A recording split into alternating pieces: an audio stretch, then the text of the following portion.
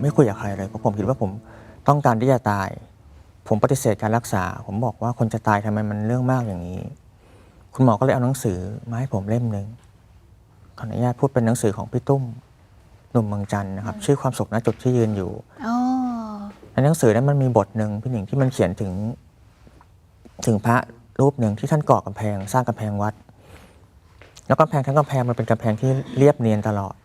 แต่ว่ามีอิฐอยู่2 ก้อนที่วางได้ไม่เรียบเนียนแล้วพระรูปนั้นทุกครั้งที่มองที่กำแพงเขาจะมองแค่อิฐ2 ก้อนเขาจะมองรู้สึกว่ากำแพงนี้ไม่สวยเลยแต่ว่าโยมที่เข้ามาก็บอกว่ากำแพงนี้สวยมากซึ่งท่านก็ตกผลึกได้หลังจากโยมไปว่าเฮ้ยจริงๆแล้ว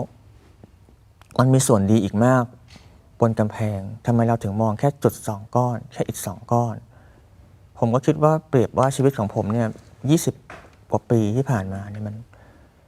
มันสวยงามแข็งแรงมาตลอดแต่ว่าช่วงเวลานี้มันคืออิฐ2 ก้อน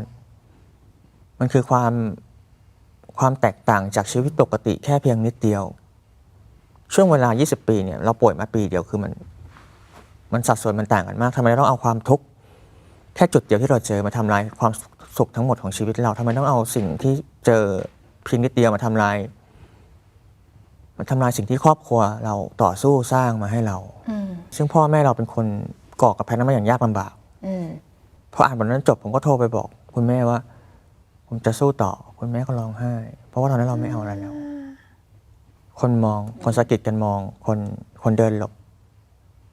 ถ้าเป็นผู้หญิงก็จะขยับกระเป๋าถ้าเป็นเด็กก็จะพ่อแม่ก็จะโอบเข้าไปทุกครั้งที่ผมไปกินข้าวโต๊ะข้างๆจะว่างเป็นที่รังเกียจของสังคมเราไม่รู้จะมีชีวิตต่อยังไงเราเป็นปลาที่ไม่ได้สามารถจะว่ายน้ำร่วมกับฝูงปลาได้ต่อไปเราคิดอย่างนั้นเราไม่กล้าออกจากบ้านอีกนานเขาไม่มาถามว่าเราเป็นใครผ่านอะไรมาผมก็เลยคิดได้ว่าจริงๆแล้วมันยากมากที่จะให้คน100,000ที่เจอเราเนี่ยเข้าใจในตัวเราแต่มันง่ายกว่าที่จะเป็นเราที่เข้าใจคน100,000ที่เจอถ้าเราพยายามเข้าใจคนอื่นว่าเขาคิดยังไงความขัดแย้งมันจะน้อยลงผมว่าความขัดแย้งในปัจจุบันมันเกิดจากการที่เราพยายามคนอื่นเข้าใจเราเกินไปจนลืมว่าเส้นพอดีมันอยู่ตรงไหนเราพยายามอยากให้คนอื่นรู้จักเราโดยที่ลืมไปว่าเราก็เป็นคนที่จะต้องรู้จักคนอื่นในสังคมเหมือนกันเราพยายามเข้าใจความคิดของคนอื่นมากกว่าเราเลยมีที่ยืนอีกครั้งด้วยความคิดของเราเองแค่เปลี่ยนมุมคิดชีวิตมันก็เกิดขึ้นได้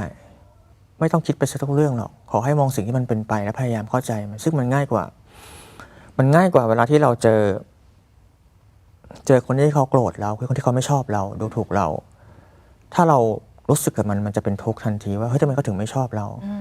แต่ถ้าเรามองไปเราจะเห็นว่าเป็นเรื่องธรรมดาคนชอบเราก็มีนะคนไม่ชอบเราก็มีเรายืนเราไม่ต้องเอาความรู้สึกของคน100,000ที่เจอมาสะสมในตัวเรามีความสุขของตัวได้ด้วยตัวเราเองจากความคิดของเราไม่ต้องพยายามทำให้ใครมีความสุข